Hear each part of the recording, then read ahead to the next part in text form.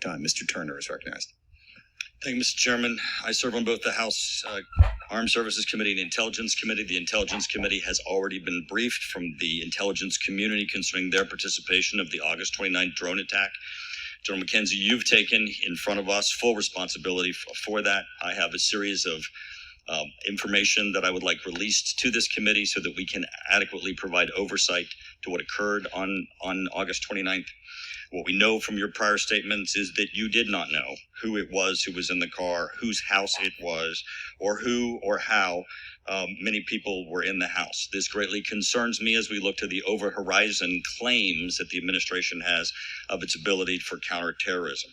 You did not, as your goal was stated, thwart or disrupt an imminent attack. You killed an innocent man, and yet an attack didn't happen. So there are serious questions concerning both the information that you had and the manner in which the execution occurred. So I would request that it be released to this committee and the Intelligence Committee, relevant video excerpts from the drones of August 29th, the protocols that were in place prior to this drone attack mission, the intelligence that an attack was imminent against our forces, and the approval of any of authorization to modify those protocols, including approvals for delegation of authority, including target engagement authority, who approved at the DoD and in the administration, and the data that the Secretary released to the IG. I just want to make it clear, Mr. Secretary, the fact that you have an IG investigation does not stop congressional oversight. I'll be sending you a list of all those. I'd like your consent that you're going to be providing those to us. They're certainly within the jurisdiction of our two committees. I acknowledge, sir, and you are correct. There is a review going on of the strike. Thank you, Mr. Secretary. General Milley, with indignation in front of the House and the Senate, you have commented on the statements in the press concerning your phone conversation with your counterpart, General Lee, in China. Let's be clear, to give you some help with the indignation, those comments were in the press because that's where you put them. Now, you claim that you had information, and it's all over, that China was worried about an imminent attack.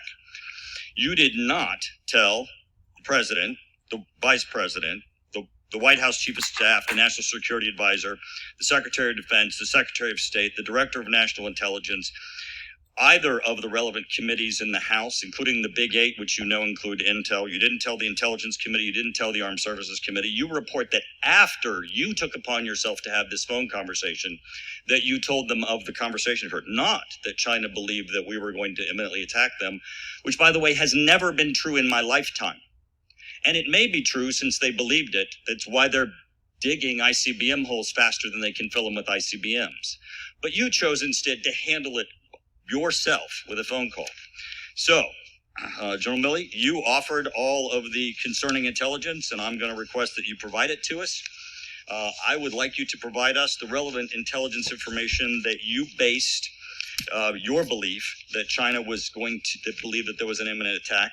I also want your request for declassification of the approval that you release that information that China believed so, including your request for declassification of your conversation that you had with General Lee and any approvals. I want a transcript of your call with General Lee, and I also want any readouts, memorandums, notice of calls, or outcomes. Now, you chose to talk to reporters instead of us, and that's great. It's of great concern. No one in Congress knew that one of two of the major nuclear powers thought that they were perhaps being threatened for attack. Now, Mr. Secretary, that turns my questions to you then. Mr. Secretary, if you learn that Russia or China believes that they may be subject to an attack by the United States, as a member of the president's cabinet, do you believe that information should be handled at the cabinet level and with the president, with the National Security Advisor, the Secretary of Defense? Do you believe the chair and ranking member of Intel and the House Armed Services Committee and Foreign Affairs Committee need to know these? Or do you believe that a belief of the possibility of an attack by the United States against Russia and China is appropriately handled by the chairman of the Joint Chiefs of Staff in a phone call with his counterpart with one of those nations? Please tell me that you believe it elevates to the level that you would elevate that to the cabinet and to Congress and not just have it be subsequently told to us all by newspaper articles in the Washington Post and the New York Times, as General Milley chose to do. Thank you, sir. Obviously, we would want to follow standard protocol, and what you described is what I would the type of actions that I would consider taking.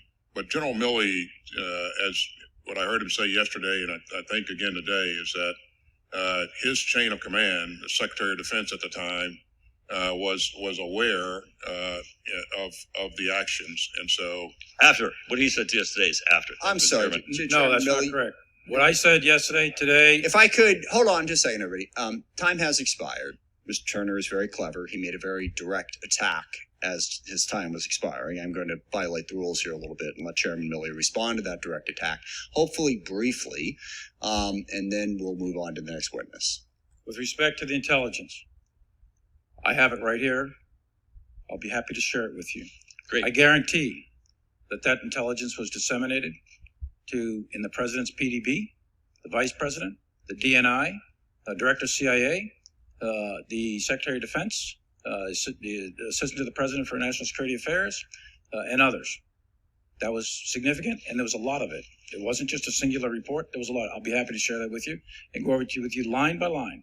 And it was significant, and it was concerning to the point where Secretary of Defense Esper, Admiral Davidson, and myself, along with others, had conversations about it.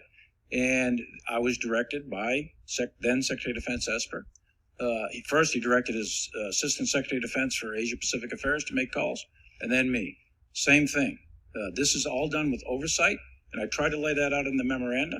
I tried to lay it out in a timeline in an unclassified way that you can use it. And we're going to, I'm sorry, we're going to have to leave it at that. I'll be happy to take it up at a later date. Your convenience. Mr. Courtney is recognized. Thank you, Mr.